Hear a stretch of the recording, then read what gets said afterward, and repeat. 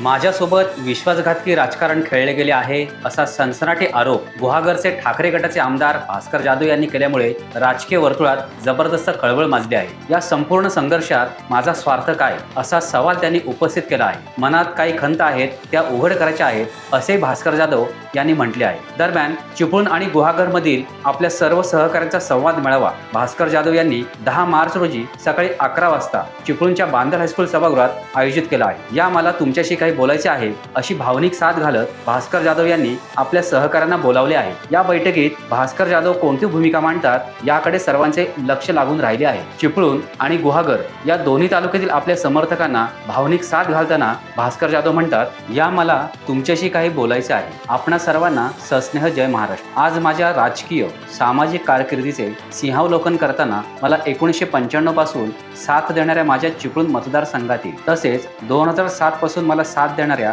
गुहागर विधानसभा मतदारसंघातील माझ्या सहकाऱ्यांचे ऋण व्यक्त करावेसे वाटतात। अनेक नेते हे सर्वांना संबोधताना कार्यकर्ते असे म्हणतात, पण मी मात्र कायम आपणा सर्वांना सहकारी म्हणूनच संबोधले आहे। होय, तुम्ही सर्व माझे सहकारीच आहात। तुम्ही सर्वांनी मला साथ दिलीत आणि त्याच ऊर्जेतून मी विकासाच्या रूपाने तुमच्या वैयक्तिक अडचणींमध्ये अथवा सार्वजनिक स्वरूपात खंबीरपणे तुमच्या पाठीशी उभा राहिलो। अनेक दिग्गज मातब्बरांविरोधात प्रसंगी संघर्षही केलाय। स्वतःचे कुटुंब माता शारदा देवीच्या हवाली सोडून रानावनात भटकून तुम्हा सर्वांना न्याय मिळवून देण्यासाठी व शिवसेना वाढवण्यासाठी स्वतःच्या जीवाची पर्वा केली नाही। या सर्व कालखंडात माझ्या वक्तृत्व आणि कर्तृत्वामुळे मी यशाची अनेक शिखरे पार करू शकलो। मित्रांनो, गेली 42 वर्षे सातत्याने राजकारणात एक एक पायरी वर चढण्याचा मान या रत्नागिरी जिल्ह्यामध्ये तुमच्या भास्कर जाधवलाच मिळालाय। आज वंदनीय बाळासाहेबांनी वाढवलेली शिवसेना अडचणीत असताना मी कोणत्याही दबावाला अगर संकटांना यत्किंचितही न घाबरता उद्धव साहेबांच्या मागे खंबीरपणे उभा आहे। महाराष्ट्रभर फिरून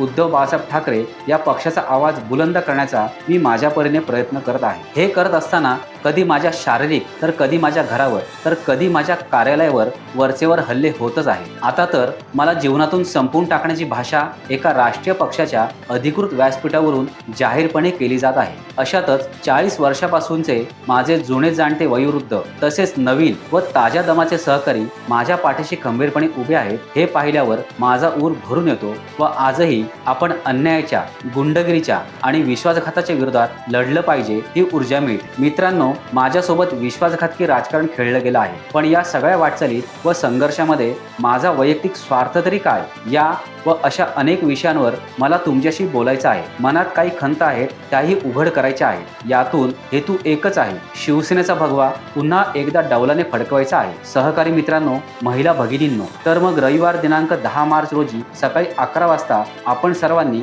बांदल हायस्कूल चिपळूण येथे एकत्र येऊया, आपल्या मनातील बोलूया आणि प्रेमाचे 2 घास एकत्र खाऊया। मी आपली वाट पाहतोय। आपला नम्र भास्कर जाधव। भास्कर जाधव यांनी अशा प्रकारे आपल्या सर्व सहकाऱ्यांना भावनिक साथ घातली आहे। त्यामुळे 10 मार्चच्या मेळाव्यात भास्कर जाधव काय बोलतात याकडे सर्वांचे लक्ष लागून राहिले आहे। एकीकडे भास्कर जाधव यांनी आपल्या समर्थकांचा मेळावा आयोजित केला आहे, तर दुसरीकडे भास्कर जाधव यांच्या संदर्भात दापोलीचे आमदार योगेशदा कदम यांनी गौप्यस्फोट केला आहे। काय म्हणतात योगेशदा, पाहूया।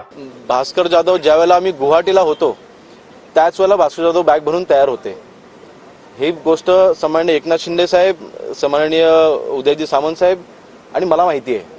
आणि त्यावेळेला शिंदे साहेबांनी मला आणि उदय सामंतांना बाजूला घेऊन विचारलं होतं की भास्कर जाधव देखील यायला तयार आहेत, आपण काय केलं पाहिजे।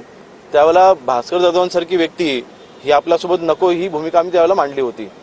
कारण न्यूसन्स फक्त उभं करायचं आणि स्वतःचं कसं खरं आहे हे रेटून नेण्याचा प्रयत्न करायचे आणि पक्षामध्ये अंतर्वाद निर्माण करायचे, ह्या व्यतिरिक्त त्या व्यक्तींना काही करता येत नाही आणि म्हणून त्याच वेळेला त्यांना नकार दिला होता। टाइम्स डिजिटलला लाईक करा, सबस्क्राईब करा, शेअर करा आणि बेल आयकॉन दाबायला विसरू नका। पाहत राहा टाइम्स डिजिटल।